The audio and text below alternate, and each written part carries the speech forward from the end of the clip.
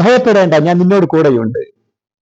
ദുഃഖ സമയങ്ങളിൽ, സങ്കടങ്ങളിൽ, വിഷമങ്ങളിലൊക്കെ ഏതെങ്കിലും നല്ല സുഹൃത്ത് ഇങ്ങനെയൊക്കെ പറയാനുണ്ടായിരുന്നുവെങ്കിൽ എന്ത് സന്തോഷം വരിക, സമാധാനമാകുമായിരുന്നു. ഈ ക്രിസ്തുവിന്റെ പീഡാനുഭവ ചരിത്രം മുഴുവൻ നമ്മൾ പരിശോധിക്കുമ്പോഴേ അതിൽ ഏറ്റവും കൂടുതൽ മുളച്ചു നിൽക്കുന്നത് ഈ ഭയത്തിന്റെ നിഴൽപ്പാടുകളാണ്. പത്രോസ് ഭയം കൊണ്ട് തള്ളി പറയുന്നുണ്ട്, മറ്റു ശിഷ്യന്മാർ ഭയം കൊണ്ട് ഓടി ഒളിക്കുന്നുണ്ട്, പീലാത്തോസ് ഭയം കൊണ്ട് കൈ കഴുകി വിധിക്കുകയും ചെയ്യുന്നുണ്ട്, യഹൂദരെ ഭയന്ന് കഴിഞ്ഞ് നിക്കോദെമോസ് യേശുവിന്റെ ഭൗതിക ശരീരം സംസ്കരിക്കുന്നുണ്ട്, പ്രധാനാചാര്യന്മാർ ഭയന്ന് കല്ലറയ്ക്ക് കാവൽ ഏർപ്പെടുത്തുന്നുണ്ട്, ഉത്ഥാന സമയത്തെ കാവൽക്കാർ ഭയന്നുകൊണ്ട് കമിഴ്ന്ന് വീഴുന്നുണ്ട്. അപ്പോൾ എന്തുകൊണ്ടാണ് ഈ ഭയം ഓരോ മനുഷ്യരും ഉണ്ടാകാൻ? ഇനി കുടുംബത്തിലേക്ക് വരുമ്പോൾ അപ്പന് അമ്മയെ, അമ്മയ്ക്ക് അപ്പനെ, ഭാര്യയ്ക്ക് ഭർത്താവിനെ, ഭർത്താവിന് മക്കളെ, മക്കൾക്ക് അധ്യാപകരെ, മുതിർന്നവരെ ഭയമാണ്.